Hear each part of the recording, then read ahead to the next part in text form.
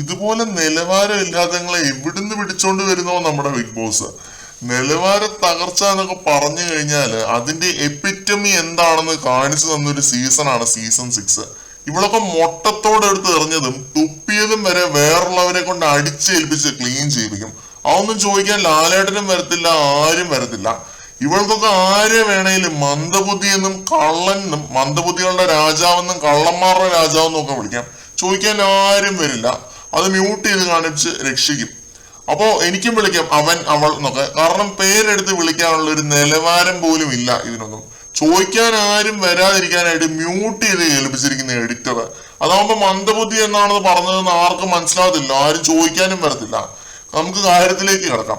ജിൻഡോയുമായിട്ട് ഒരു അടി ഉണ്ടായ സമയത്ത് റസ്മിൻ ജിൻഡോയെ കള്ളത്തരങ്ങളുടെയും മന്ദബുദ്ധികളുടെയും രാജാവ് എന്ന് വിളിച്ചു. മണ്ടൻ എന്നൊരു വാക്ക് പോലും ഇത്രയും ഡെറോഗേറ്ററി ആയിട്ടുള്ള ഒരു വാക്കല്ല. നമ്മൾ സ്ഥിരമായിട്ട് യൂസ് ചെയ്യുന്ന ഒരു വാക്കാണ് മണ്ടൻ എന്നുള്ളത്.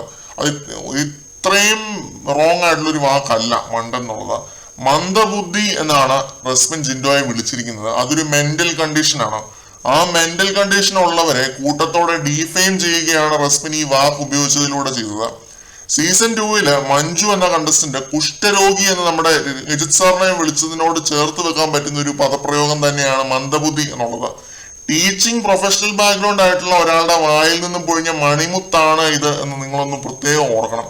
സ്റ്റുഡൻസിനോടും റസ്മിൻ ഇങ്ങനെ തന്നെയാണോ സംസാരിക്കുന്നത്, പെരുമാറുന്നത് എന്ന് എനിക്കൊന്ന് അറിഞ്ഞാൽ കൊള്ളാമെന്നുണ്ട്. പിന്നെ റസ്മിനെതിരെ ബിഗ് ബോസ് ഒരു ആക്ഷൻ എടുക്കുമെന്നൊന്നും തോന്നുന്നില്ല. നോമിനേഷനിൽ വന്നാൽ പ്രേക്ഷകരായിട്ടെങ്കിലും ഈ ഒരു അഹങ്കാരത്തിന് പണി കൊടുക്കണം എന്ന് പറയാൻ വേണ്ടിയാണ് ഇങ്ങനെ ഒരു വീഡിയോ ചെയ്യുന്നത്. മിക്കവാറും ഈ ആഴ്ച ഈ നോമിനേഷനിൽ വരത്തില്ല. ഒളിത്താവളം ഉണ്ടല്ലോ, അതായത് പവർ റൂം ഒളിത്താവളം ആണല്ലോ. അപ്പം മിക്കവാറും അതിൻ്റെ അകത്ത് പിടിച്ചിടും ഋഷി.